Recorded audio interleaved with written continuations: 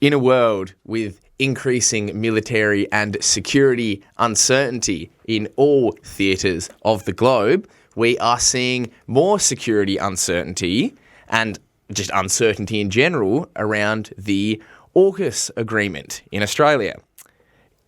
For our audience that doesn't know, I'm not talking about orcas, O-R-C-A, the large ocean-dwelling mammal. I'm talking about AUKUS, the trilateral security arrangement between the UK, the US, and Australia. Jordie, mate, what's going on? Thanks for that introduction, James. I'm glad that we've cleared that up, and we now know what Orcus is. Some people might be confused. Correct. Yeah. Yes, as you said, we are going through incredible geostrategic shifts in the international order, and Orcus is a part of that as Australia becomes more and more subservient to the United States and pursues a very close relationship. Yeah, and this seems to be, Orcus was originally pitched as kind of the central pillar of our kind of defence strategy going forwards. Yes, that's right, correct. Our military and defence strategy. It's not about simply the acquisition of nuclear submarine boats, which the legacy media always drums on about. It is much more than that. It is about full interoperability with the United States, and it signifies the point now where Australia will pursue the US into any confrontation with China. That's good. Yeah, just absolutely great. Yeah. So I wanted to wind the clock back and kind of talk about the past few weeks. Yeah, definitely. So 3 weeks ago, we had Pete Hegseth, the US... Sorry, he's a comical figure, Pete Hegseth. So the US Secretary of Defence urged Australia to increase its annual defence spending from 2 to 3.5% of GDP. We've heard this previously. This, however, was at the Shangri-La Defence Conference in Indonesia. And Pete Hegseth said that... the Chinese government now is preparing to potentially use military force to alter the balance of power in the Indo-Pacific. We know it's public that the Chinese President Xi Jinping has ordered his military to be capable of invading Taiwan by 2027. The PLA is building the military needed to do it, training for every day and rehearsing for the real deal. Any attempt by the Communist China to conquer Taiwan by force would result in devastating consequences for the Indo-Pacific and the world.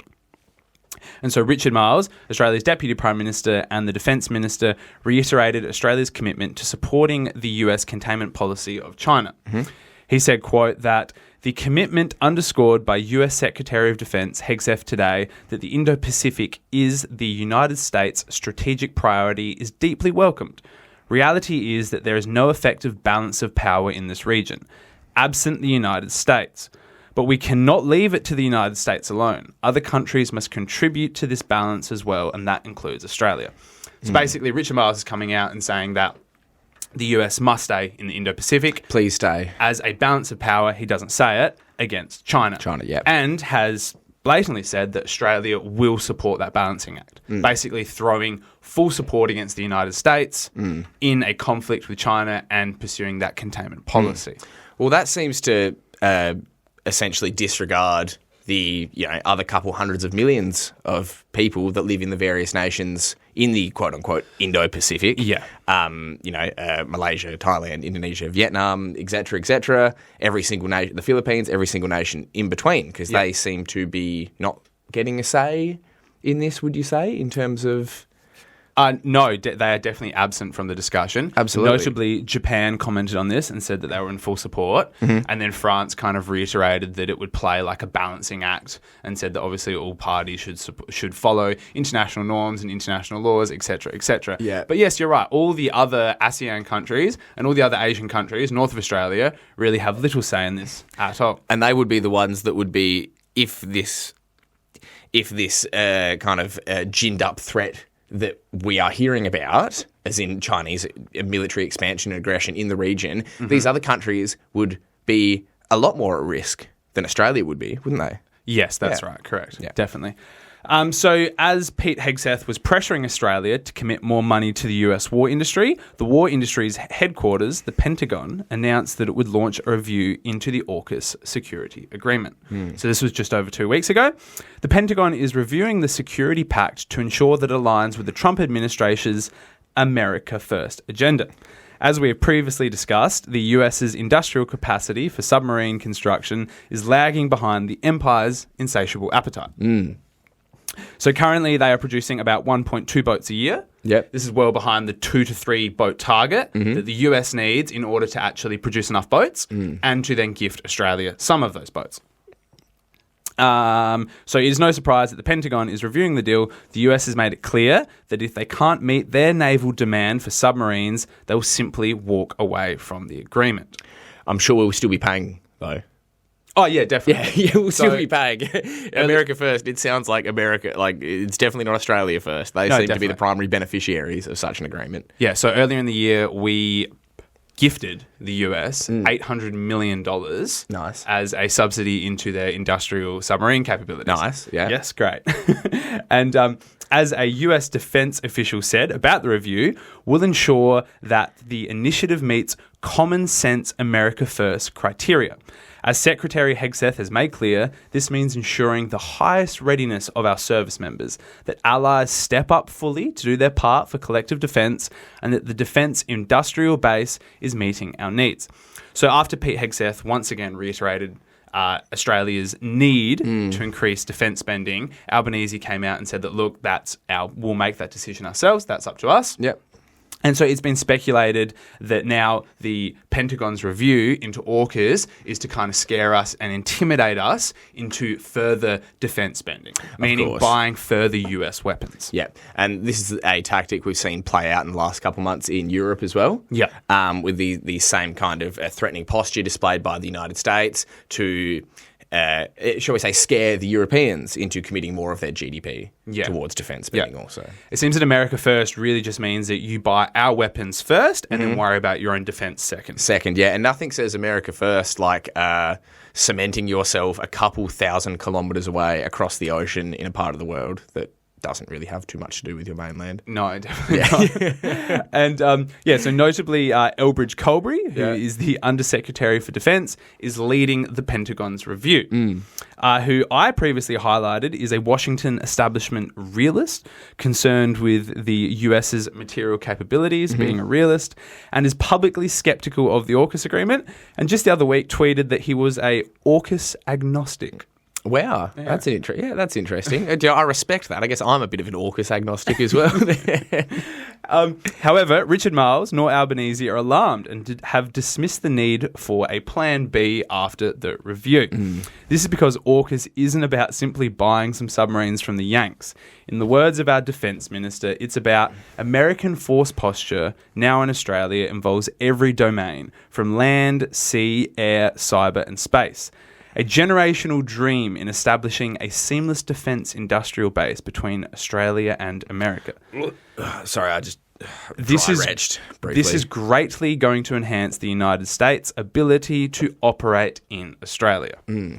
So that's what we need. So further subservience. Correct. Further integration and less autonomy, shall we say? Definitely. Yeah. So this came to a head just the other week at a defence conference in Canberra where Richard Marles illustrated our government's subservience to the US.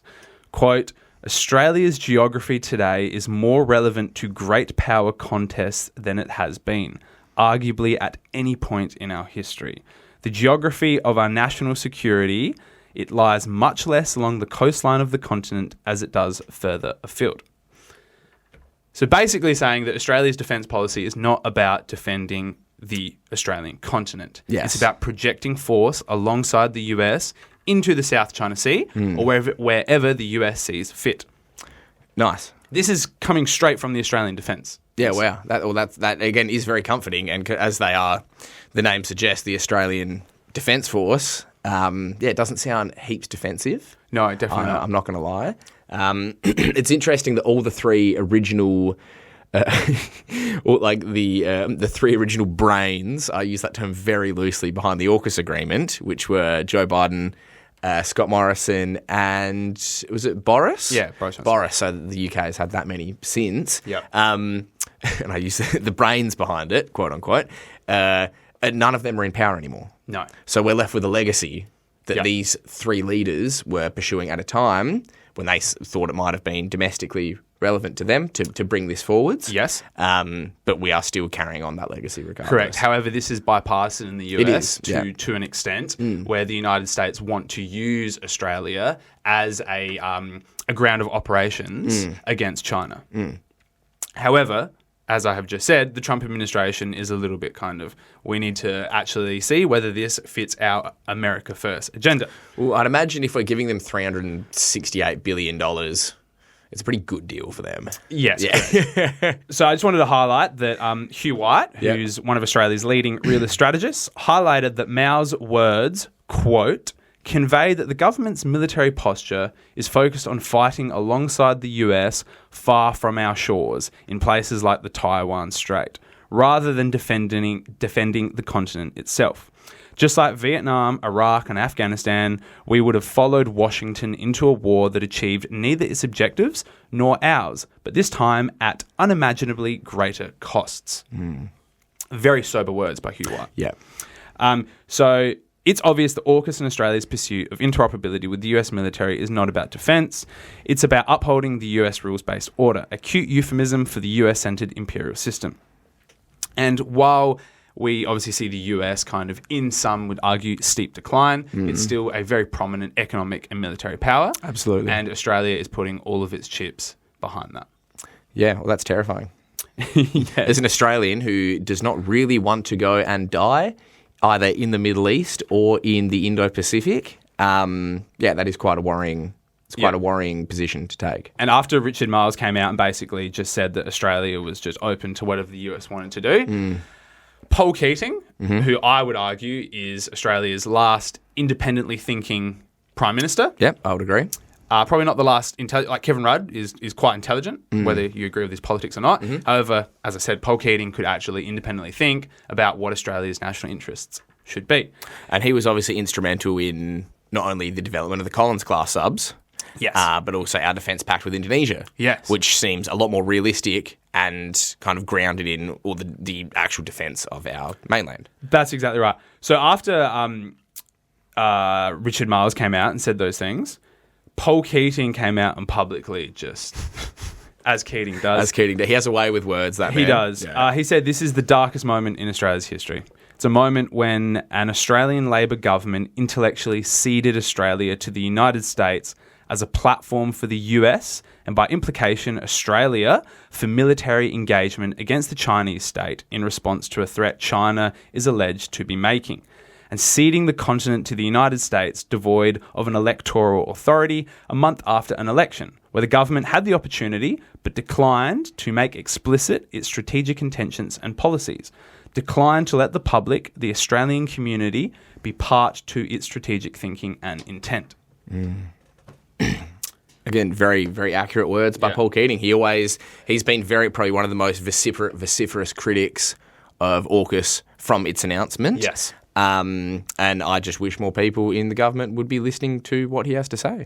So as a an elder of the Australian Labor Party, I find it very disappointing that there's not more, proactive voices in the Labor Party actually echoing what Keating's saying, and Richard Marles is just, what do you say? What do you say? And you'd think that, I guess, you can't. Do you know what I've always seen him as? Just a buffhead. Just a buffhead. Just an absolute buffhead. And you can't underestimate the stupidity of politicians. I have learnt that. But you would think there would be some more, say, clear-minded people inside the current Albanese administration that have alternate opinions about Australia's defence. No, definitely not. I think it shows as we've previously spoken about, the deterioration of our political class. Definitely. And I just wanted to finish by saying, just as the Ukrainians are being used to fight a proxy war against Russia and the numerous other proxies the US has used to fight its wars of imperial hegemony, Australia is being led down the primrose path to fight the US's proxy war against China. Yeah. Absolutely. That's a very true statement. We have covered AUKUS. I reckon this is the topic that we have covered the most. I reckon every 6 weeks or so it pops up because I think it is so relevant. Obviously, there's a lot going on in the world right now, but our interests are in our immediate backyard, and this will directly affect us. And I think it's very important for all Australians to know the reality behind what is actually happening. Yeah, and the these agreements correct. that are going to affect all our lives in the future. That's right. That we are currently ceding our sovereign capabilities to determine what we do in the international arena, which is terrifying. It is terrifying. And very upsetting. Very upsetting. Maybe one day when I've finally retired and I can, when I'm 70 years old, I'll see one of these submarines at last, these long lauded kind of mythical constructions. But yeah, from the Americans, from the Australians, everyone is doubting the actual delivery of the submarine as the product, but they seem to be going full steam ahead with greater integration. Yeah, and I'll be following this closely, and we'll follow up what the Pentagon review determined. Great. Let's leave it there. Thanks James. mate. See you, mate. See ya.